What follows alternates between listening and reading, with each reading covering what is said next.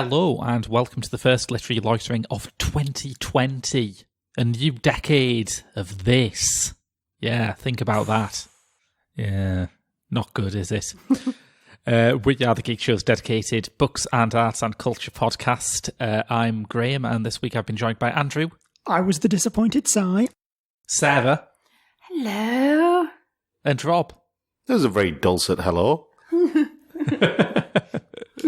It's good to vary with your hellos. Full disclosure, I slightly hungover. I started drinking on the day after the election. Did it stop? No. I'd given up for like a decade before then. Oh, wow. That's some lowered stamina. Yeah. Boris Johnson bad enough to get you to fall off the wagon. Honestly can't cope. Well, at least we have Lit Light. At least we have Lit Light. And I'm pleased to announce that some of our show faves have been quite busy over the holiday period. Oh, is it me? Am I one of the show faves?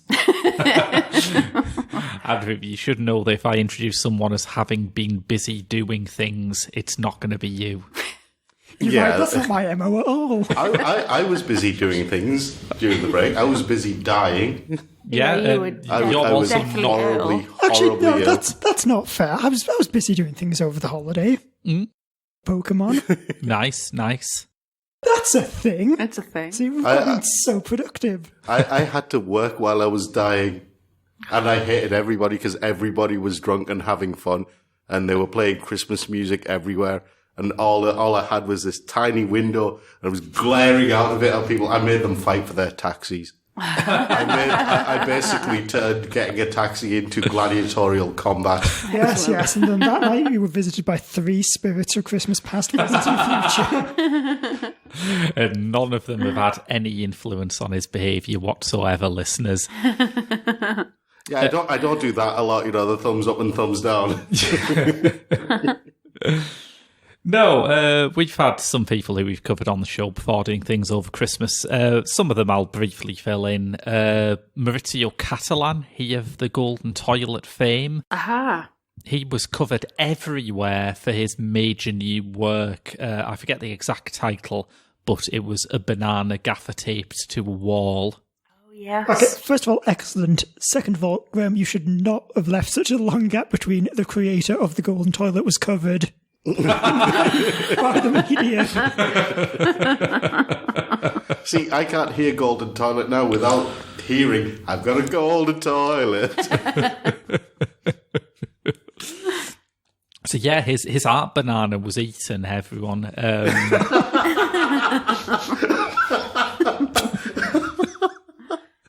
That term, art banana. Chips off the tongue so well. I know this story as well. It was a Yeah. It was another artist who did it, I believe. performance artist. Yeah. Who called it Hungry Artist. Oh, God, that's even better than just some rando going, sweet wall banana. See, this is the thing. Any kind of any 90s gamer who's played Streets of Rage knows about the wall chicken and the wall food. Yeah, Streets of Rage taught us bad lessons about what we do when we find food on the streets. It's not as bad as Castlevania, though. It's like, oh, there's perfectly cooked turkey in an abandoned Gothic castle. Surely no bad will come from eating this. So yeah, there was a bit of Catalan news. Peter Handke, the joint winner of last year's Nobel Prize, was finally asked about his support for Milosevic. And he said it is not the right time to ask these questions. Presumably the right time would be when there is absolutely no risk of me losing the Nobel Prize for literature because of the answers I will give.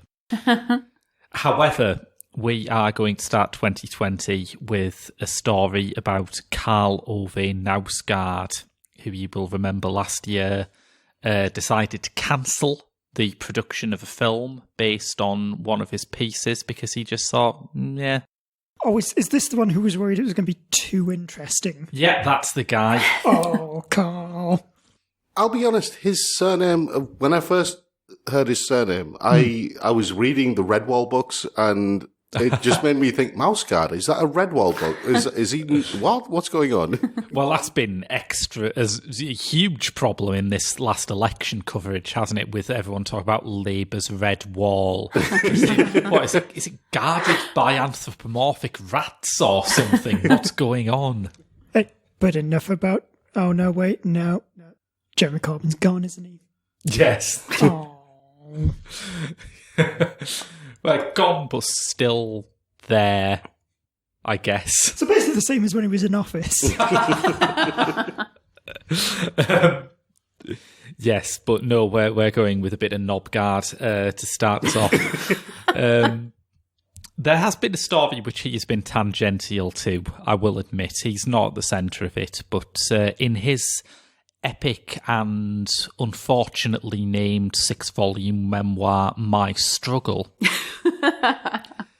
he used the real names of his multiple ex-wives, and everyone, I'm sure we're all staggered to find out Karl Ove Knausgaard has multiple ex-wives, right? Or one. I guess I'm staggered by the getting married in the first place part. How much did he have to pay them? It's possible that he just invented them and they came true. And that would make me respect him as a novelist a lot more. Either that or he's a VIP member on that Russian Brides thing. Well, the first in his lucrative franchise of ex-wives, the William Hartnell of Karl Ove Knausgaard's ex-wives. Oh, God, that's an image. William Hartnell in a dress. I'm sure there's an early Carry On film where it happens. Oh, my God, can you imagine the wedding? Just lifting up the veil. What? I do? His first ex-wife, Tonya Arsland. Seriously? Probably not pronouncing it right by pronouncing it how I want to. She produced a radio documentary called Tonya's Version. Wise for going with that part of her name, I think. Which detailed her experience of involuntarily becoming a character in her ex-husband's novels. I suppose it's better than Arslan's exploits. Did it also go into detail about why she attacked that other ice skater with a crowbar? His second ex-wife, Linda Bostrom Knausgaard, has also written a book called October Children, which is about becoming a character in her ex-husband. I'm very disappointed in her for not naming it Like a Bostrom. That is such a good name. It's getting to the point where you have to question whether the Norwegian literary industry is all former wives of Karl Ove Knausgaard publishing response novels. I do have a small population. Out there are other books published. In 2016, the Norwegian author Vigdis Hjorth published her book Will and Testament about a woman who revealed that her father sexually abused her as a child and was ostracised from the family as a result. Now, this was published as a novel. The lead character is called Bergljot, and it was commonly thought to be a work of fiction until the Norwegian daily Aftenposten. I'm enjoying this story, can you tell? Aftenposten revealed excerpts from private family documents of Hjorth's had been transplanted verbatim into the novel, opening up the question of, is this a novel or is it, a memoir? Well, Hjorth's sister Helga Hjorth, who has a much better name and should have become a writer based on that. Got that alliteration. Yeah. Has just published a novel called Free Will about a woman called Nina who is shocked when her sister publishes a novel about how her father molested her as a child with Nina as a character in it. Can anyone in Norway make stuff up? I have a question. What's with all the response novels? Can they not just say, oh, look, I mean, what happened to just suing somebody? So I'm now incredibly worried about all the Scandi crime dramas I watch. Yes. Sorry, I can't, I've been watching far too much QI. I can't hear Scandi without thinking Randy before it. Scandi. Oh my god, Scandi Toxvig. that's been there all these years and I've never gone for it. I mean, we are commonly told that Britain has unusually tight, plaintiff-friendly libel laws. Maybe this is what happens in a country that doesn't have them, that you can't sue anyone. You've just got to respond through writing novels instead. It sounds like hell, to be honest. I mean, can you imagine it? You read the book and then months later, your response... Yeah, take that. 7 months later. Are we now going to get a book by Carl Nausgaard about a man whose ex-wife writes a book and makes a radio show about It's Inception in novel form. It's Look, not... the important point is he would name that character Sonia Bumface.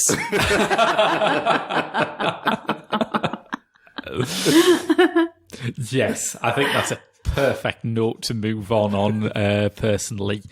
We are being light on news stories this week because we have no less than four book reviews coming up at you later on, but we couldn't resist mentioning this before we get onto those. Neil Gaiman's 2013 novel The Ocean at the End of the Lane is getting a TV adaptation, and it's being adapted by Simon Pegg. Ooh. Should be interesting. That should be good. Pegg was speaking at a TV conference in London, who announced that he and his longtime co-writer Nick Frost were working on this and an adaptation of Harry Harrison's 1967 science fiction novel The Technicolor Time Machine. Really? Yes. Ooh. I like Harry Harrison.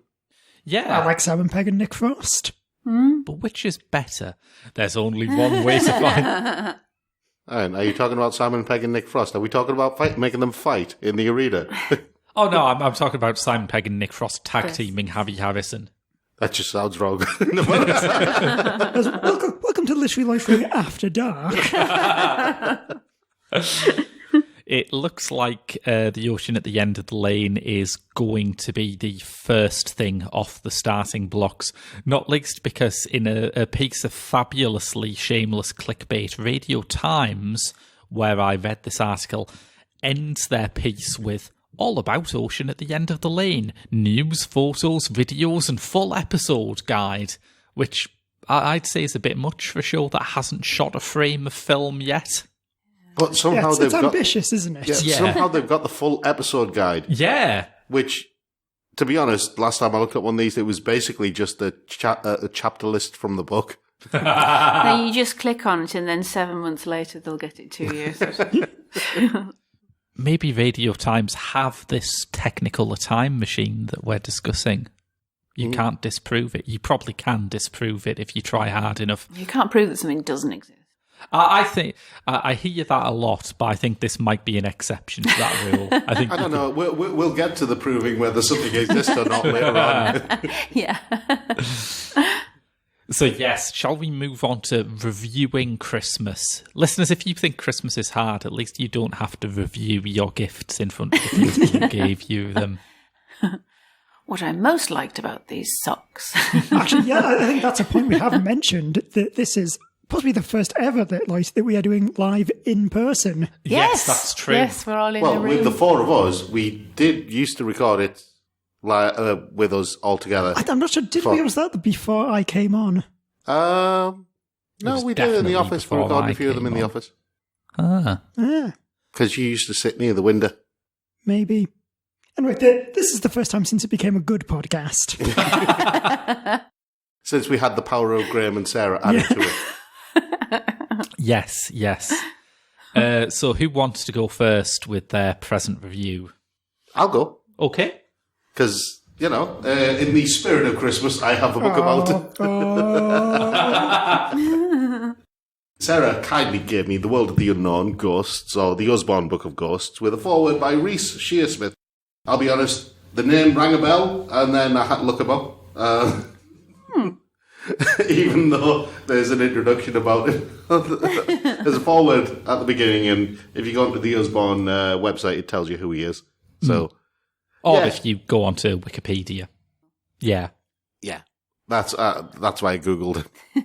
But anyway, this is the reprint of the original. There's almost no updating of this, and you can tell that when you get to when you're investigating ghosts, doing the ghost hunting, and it mentions tape recorders and things like that. Yes. And everything is just so low. I mean, look at that camera. Just look at it. It's a proper It's got a old-school little camera. I cube like it. flash on the top. You used to plug them in, and then they would sort of, get spent, and you'd dispose of them. Oh, God. And the electronic equipment that you use, What is that? that's an oscilloscope. Is it hand Oh, it cranked? is. I can see the screen. Yeah. Oh. It's lost a bit of its luster now that it's just to bring up the oscilloscope to app on your mobile phone and look Yeah. at the But ghost. also, other essential equipment for ghost hunting, a pen and paper, Excellent. I'm a familiar tape with it. measure, a A thermometer. and a cotton reel. Yep. What? A real- Course, Reel a of thermometer. cotton. Everyone knows a ghost's one weakness is mercury. But yeah, this is one of those things where if you're an adult and you're reading this now as a full-grown middle-aged man, I'm looking at it, I'm going, yeah, I know most of this stuff now, but this isn't a book designed for me. This is a book designed for kids. This is their first step into the world of the occult, and I'll be honest, this was one of my first steps into the world of the occult as well. And it just brought back so many memories. This is one of the reasons why I like horror and dark fantasy as much as I do. So yeah, I love this. I loved it when I was a kid, and I still love it.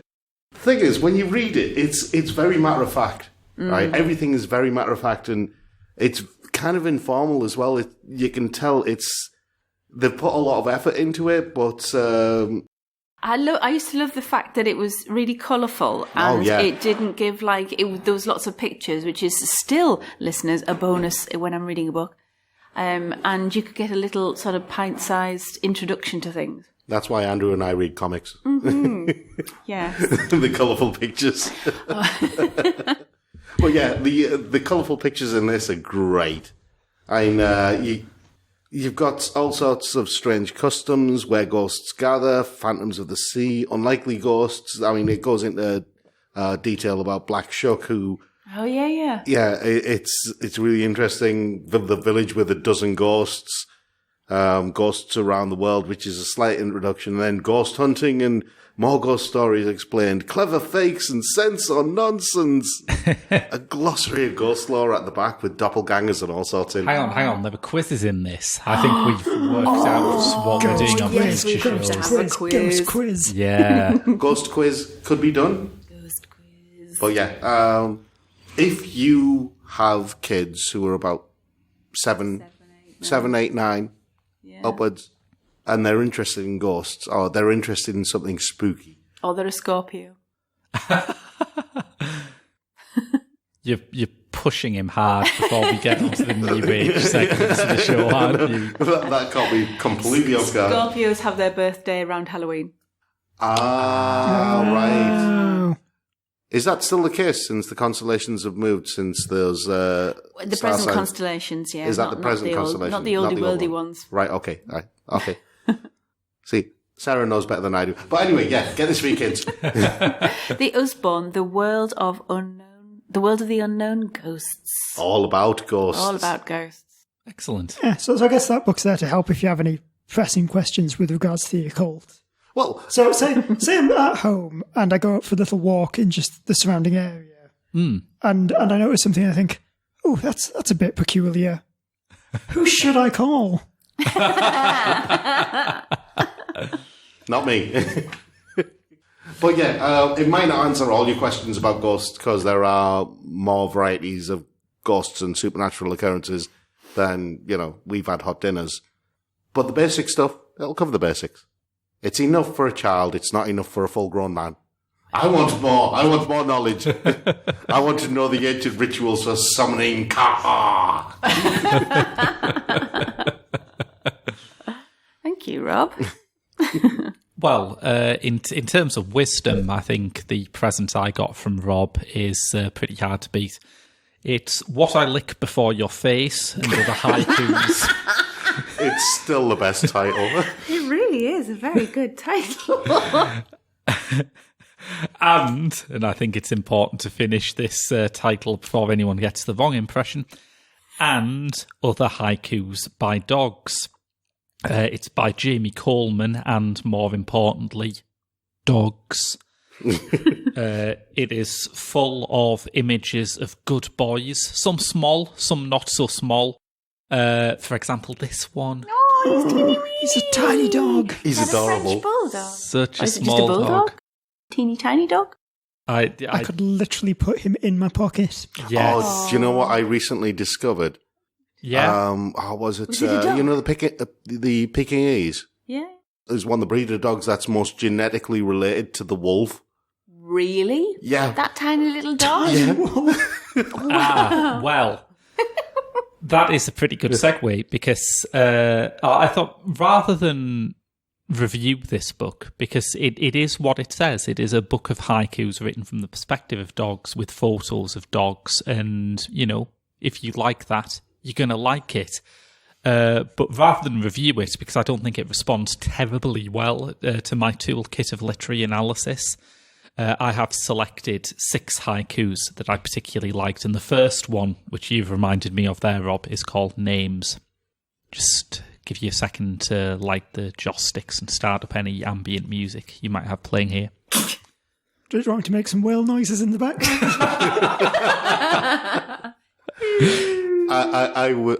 I will buy you a drink if you do.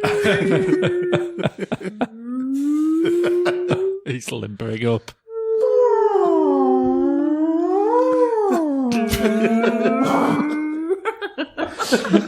Is there an ambulance going past?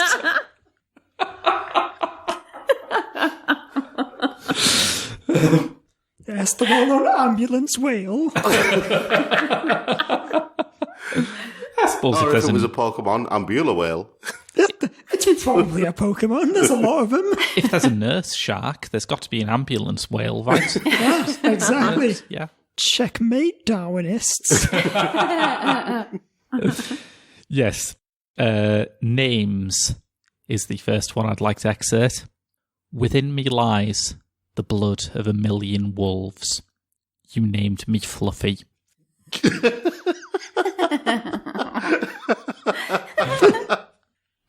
Oh, that's awesome. Some of them genuinely insightful. Standing runs. I sometimes feel bad that I don't get as happy whenever you sit. Who's a good boy is as follows. I no longer know if you're being genuine or rhetorical.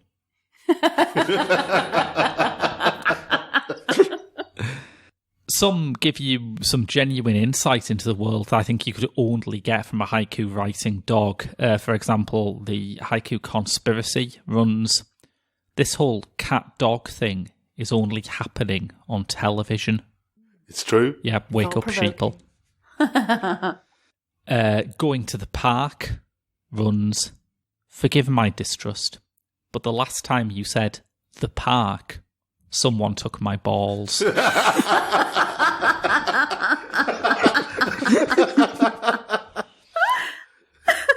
But I think that the one I'd like to end on displays, I think, the deeper literary sensibility beneath this project and, you know, that exists in the minds of dogs. Generally, I think dogs are well-read. We know this to be true. It's a haiku called Howl. I saw the best minds of my generation lick each other's bumholes. Oh, that's amazing. Those all beat the one. I mean, I haven't read this. The only one that I only saw a couple of samples. One of them was that Friend one. I can't remember. Let me see if I can find Friend. I'll tell you what. Someone else review and I'll see. Oh, hang on. I think I've found Best Friend. Yes. Yeah. The definition of friendship must surely be you, a bag, my poo. It's true because I have often wondered what dogs make of the fact that the supposedly superior species on the planet is so obsessed with bagging their turds. It's not what I'd call civilized behaviour, but Yeah, there we go. What I Lick Before Your Face and Other Haikus by Dogs by Jamie Coleman.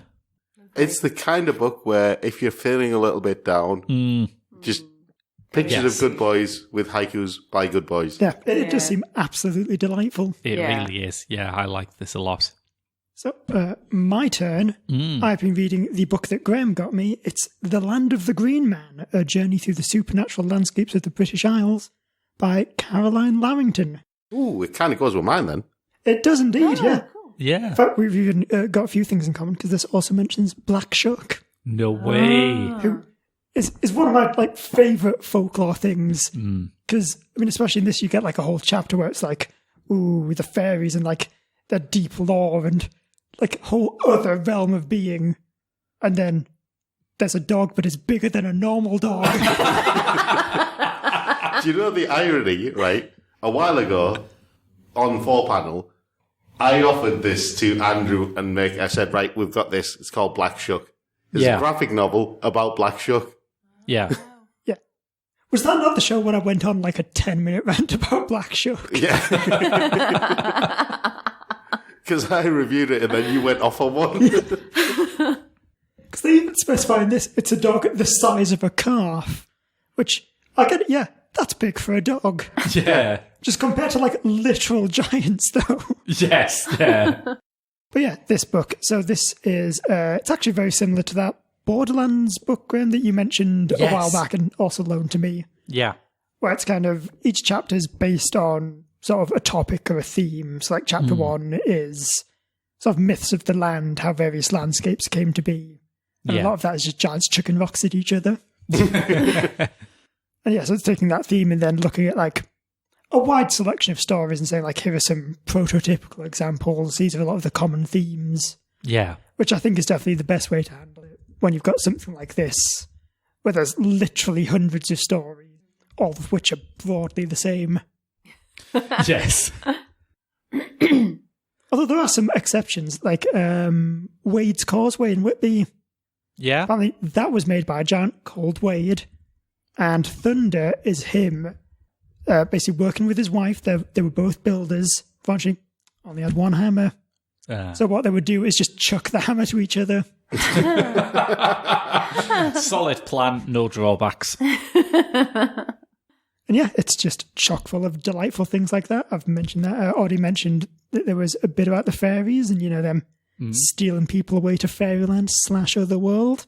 Yeah. Stealing children. Changelings. Indeed. And I've just finished the bit on Black Shuck, and the next chapter's on Herne and the Wild Hunt, which I'm very excited for. Oh, yeah. Do you remember Robin Hood? Yeah. Yeah, that had her. That's right, I remember, because they mentioned that in the what's-his-name book that you gave me last year, where they go to the Robin Hood convention. Oh, yeah. Whiffle Leave It Fall. That's it. By Bob Fisher. Yeah. And that's the bloke. While you've been reviewing that, I have just composed a haiku from the viewpoint of Black Shuck, which runs, "No one ever asks me, is your heart also huge, burning bright and black as pitch?" Ooh. Black Shuck is sensitive. Yes. That's just one of those interesting things. Are you saying very Black Shuck lovely. was only like that because no one petted him on the head, called him a good boy and played with him? Took him for walks and stuff like that? I'm just saying, when you look at an enormous burning hellhound that left a scorch mark in a church door, you have to ask yourself, what were the parents doing? Sure, it's funny you say That's a fair it. point. There also are apparently plenty of legends of Black Shuck as a protector figure, helping out travellers in woods and stuff. Yeah. Because he's just a good boy, he just wants pets. Black Shuck, the only British folk demon that can be tamed with snackles.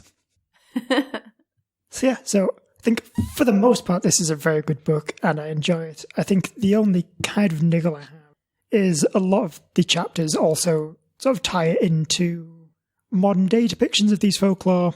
So you get things like the Tolkien and the Harry Potter series and things like that. And sometimes that's good and insightful. There was a bit with the fairies. So there was one story called The Legend of Tamlin, where it's about a woman who kind of sleeps with an elfin knight, only to find that he's actually a human. He's been forced into the fairy service. And so she, rescues him and they go off and get married. And then there was a bit about the Scots Macaw, Liz Lockheed, and that's apparently the Scottish equivalent of the poet laureate. She did a poem basically comparing that to like a man who's trapped in a marriage to sort of a middle-aged woman he doesn't love more anymore, kind of having an affair with a much younger lady. Like, that's interesting.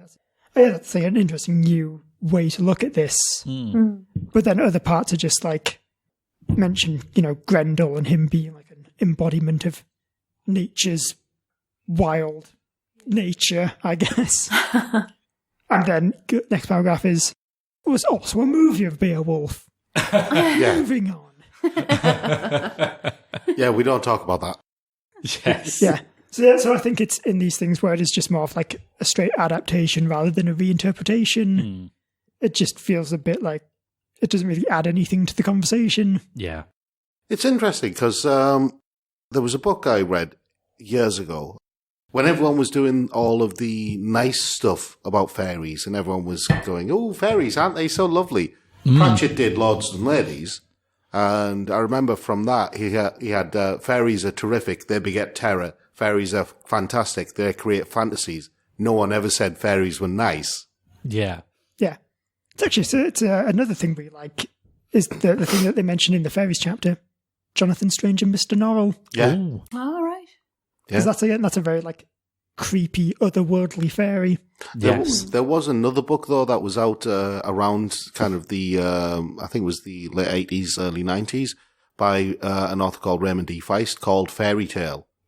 Spelled Faerie, and it was about kind of an American-Irish family, and they've got twin boys, and one of them gets taken away to the world of fairies, and his twin brother, he basically is given a stone from a river with a hole in it, ties it around his neck, and he basically travels around the hill, the fairy mound, 9 times to the anti-fairy world and rescue his brother.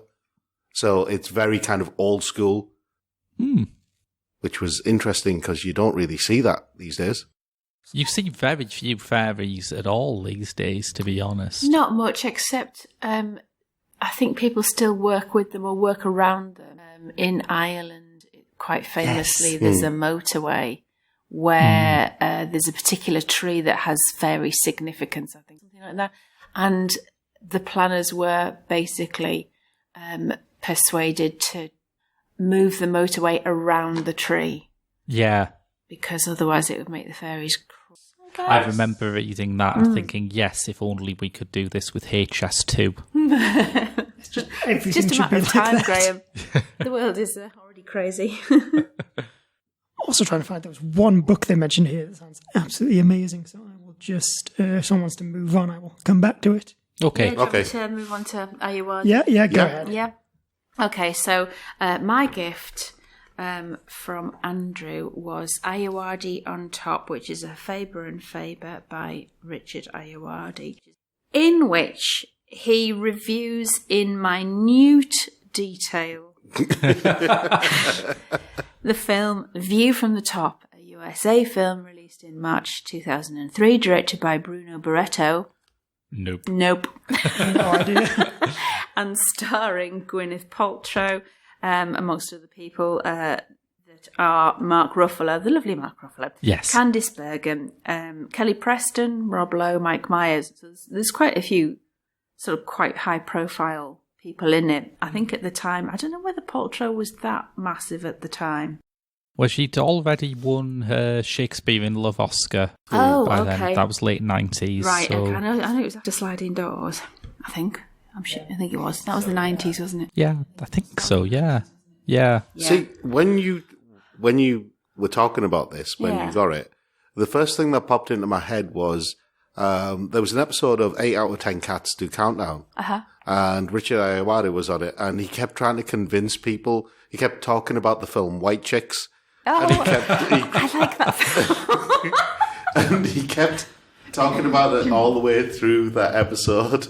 That's interesting. Just reviewing it and talking about how good it was and what the plot was and just breaking it all down. And it just sounds like he's taken it to the next level. I do like White Chicks. I mean, you have like a nice warm toasty feeling about the Wayans brothers in general.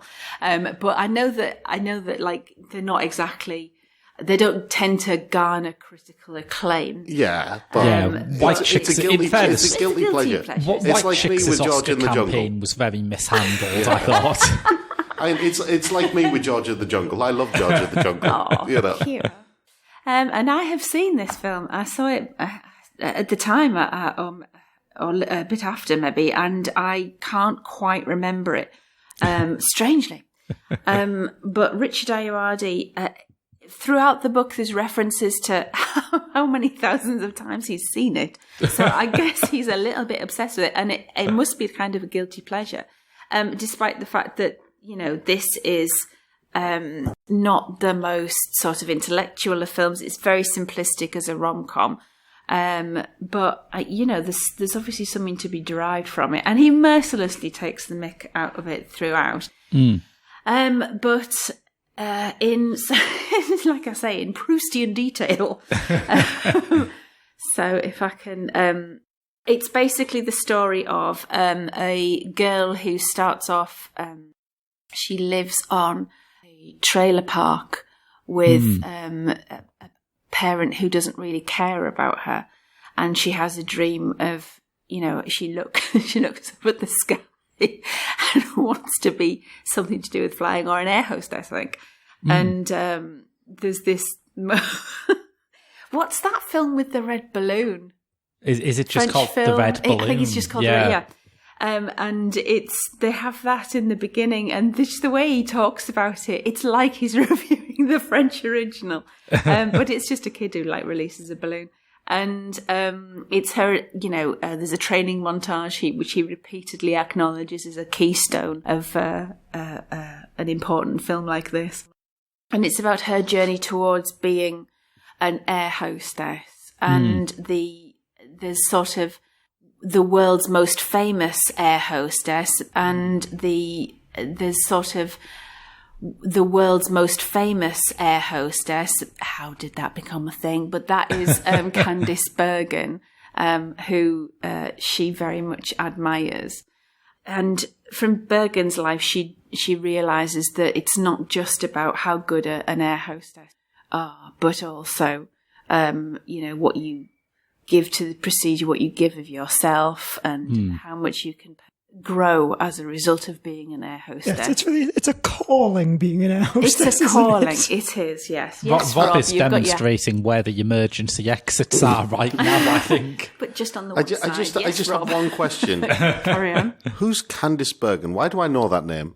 She was like, she had her own series, Murphy Brown, in the 80s, 90s. Oh, and right, she was yes. like Wasn't she married to Louis Malle or someone else?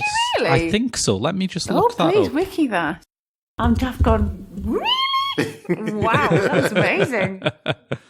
You almost made ultrasonic. when you do the dog whistle. The little bat squeak, yes. Yes, according to a Wikipedia page, on September 27th, 1980, she married French film director Louis Malle. The couple was married until Malle's death from cancer on Thanksgiving Day in 1995. Wow, that's amazing. Yeah. And she was also fantastic in Miss Congeniality, which remains a great film to this day. She's had a hell of a career. Just as a way that, just to illustrate how Ayoade writes about air hostesses, the Gwyneth Paltrow character, Donna Jensen, the female protagonist, she has a couple of males around her, and she has to sort of, you know, evaluate each male as a potential partner, as per rom-com territory. And Ayoade writes, "Here's a man who knows you've got the juice, but isn't going to bang on about what an absolute knockout you are before giving a tip of his hat to your glorious grey matter. Sure, you're a 10, a dime, a babe, but the first thing that struck our man when he saw you in that tight dress as you walked towards him in slow motion while the camera tilted up from your high heels, fully taking in any movement that happened to occur twixt hips and hair flick, was that tremendous brain of yours. There, he said to himself, is a bonce for the ages. This woman's an all-round intellect. I can't fault her spatial perception, and she seems strong linguistically, kinesthetically, and administratively. There's like footnotes as well. It's such a great read. Sorry, weirdly enough, it felt like you were channeling Iwata. I can hear his voice. Is he like your spirit guide? Yeah, I think so. Oh my god. If Richard Iwata was my spirit guide, maybe life would make more sense. Yes. That's almost a good segue, is that I have found that book I was thinking of. Oh. It is the first novel in Malcolm Price's series of Welsh noir novels, Aberystwyth Mon Amour. Nice. Which is set in an alternate Wales. Where our hero Di Brainbox has to stop the evil wizard Lovespoon from raising a lost city from the sea. Hang on, the evil wizard what? Lovespoon.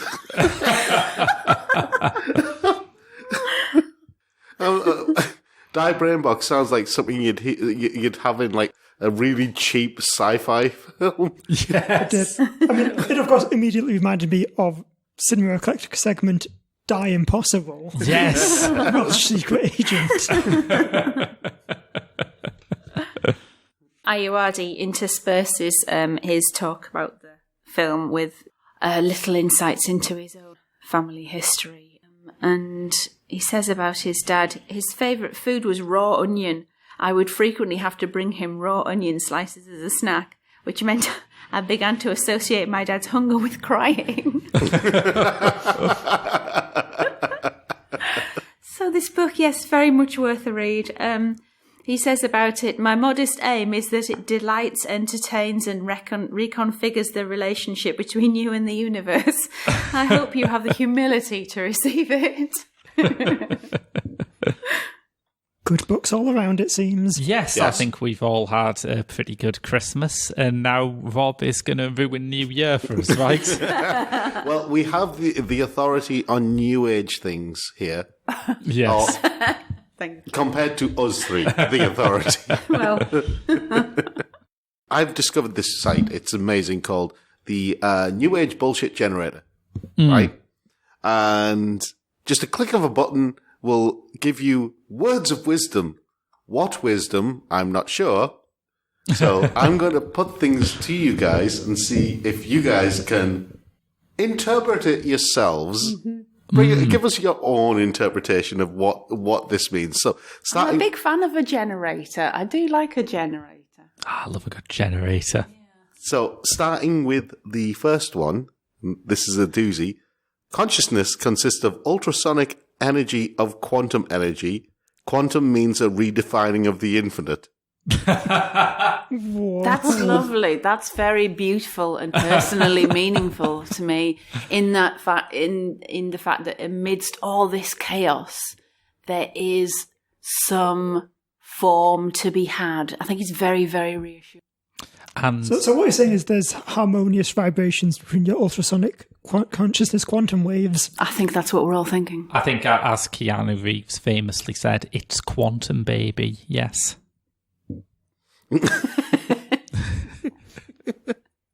And of course, if you didn't like that one, buying you quantum realigner, only $299.99. Available from Goop now. Yeah, we're getting in on that Goop business. We've seen they've got a Netflix series, and we think we've done about enough harm in the world to qualify for that status as well by now, I think. Okay. We exist, we dream, we are reborn. Potential is a constant. To embark on the story is to become one with it. Is this an 80s power ballad lyric generator now? Can you say that again? We exist, we dream, we are reborn. Potential is a constant. To embark on the story is to become one with it. You're the That's best great. around. You're right, it works. I love that. I love the fact that it focuses on the journey, not the destiny. See, the joint you're holding isn't big enough. You're bulletproof. There's nothing you can say that'll get her to admit that that's nonsense. Or give up now. Okay, let's try this one. Self-actualization requires exploration. Choice is a constant. Empathy is the deeper meaning of understanding and of us. I think that's just a logical statement, isn't it? Oh, I think I got lost halfway through. I've got to admit. Well, that's the exploration you need to do to self-actualize, is make your way to the end of that statement. My first question was, what is self-actualization?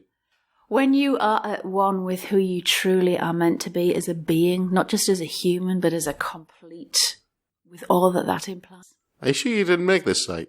I think all of us genuinely are our own. Also, what happens if you self-actualize and who you truly deeply are is a bit of a shit? Then that's your manifest destiny in this lifetime. Oh boy, manifest destiny is a worrying phrase to use in this context. Exactly. Okay. Let's try again. Today, science tells us that the essence of nature is serenity. We exist as chaos-driven reactions. The stratosphere is buzzing with ultrasonic energy. Yeah. Oh, stratosphere is buzzing, mate. Is that what science tells us? So this is the thing with science, with nature in general. It does continue. It persists. There's nothing you can seem to do to nature to get it to just stop.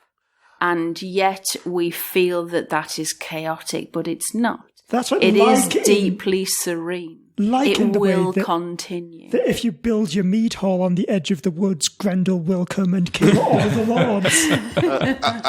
I'll be honest. I was watching a nature documentary where 3 female lions took down an antelope and started eating it. That didn't seem very serene to me. It's just, if you take a step back from that is what they are meant to do. That's their reason for being. That's their reason for eating and killing and hunting. They just survive. And that's just nature. To an outsider, it looks... You're in the wrong job, Sarah. You are totally wasted on whatever job you're doing right now. Counterpoint. When I look into the eyes of a bear, I see no kinship there. Just a cold, half-bored interest in food. Oh. You should have a Kinski generator. Okay. Intuition is the driver of ecstasy. The goal of superpositions of possibilities is to plant the seeds of inseparability rather than dogma. We exist as bioelectricity. Yes, but if we did that, our lives would be so short. It's such a... Like, you're burning bright as a flame in that moment, but it cannot last. You can't continue through over several years like that. You're going to burn yourself out. Do you know, you definitely need a job in like a fortune cookie factory or something like that. This is riveting. I'm not sure I've seen a battle of intellects like this in all of my born days. Yes, it is certainly unlike anything we have seen before. You know, when you're a kid and you say something to one of your mates, you go, "Shield." That's Sarah right now. Oh wow! I'm not sure how to get through this shield. I will say also, taking some ecstasy with Adam Driver and then planting some seeds does sound like a fun afternoon. Especially if superpositions are involved. Yes. Superpositions with Adam Driver. Oh. Yep. Adam Driver's Bioelectric Superposition is going to be my band name.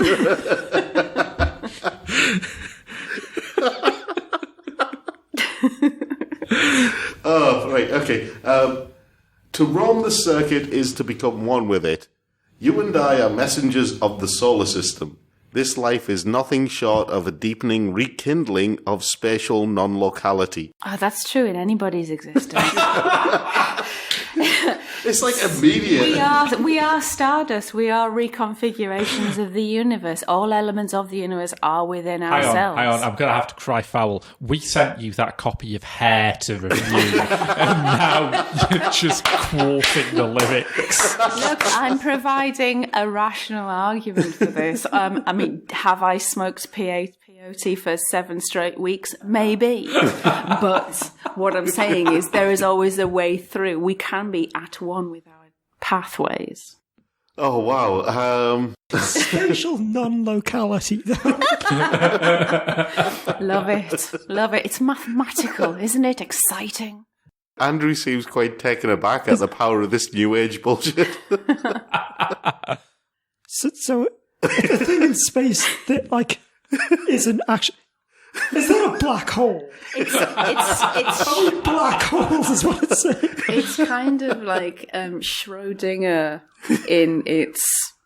Are we talking about Schrödinger or the cat? No, the space. Schrödinger is So space. it either is or is not space, but simultaneous.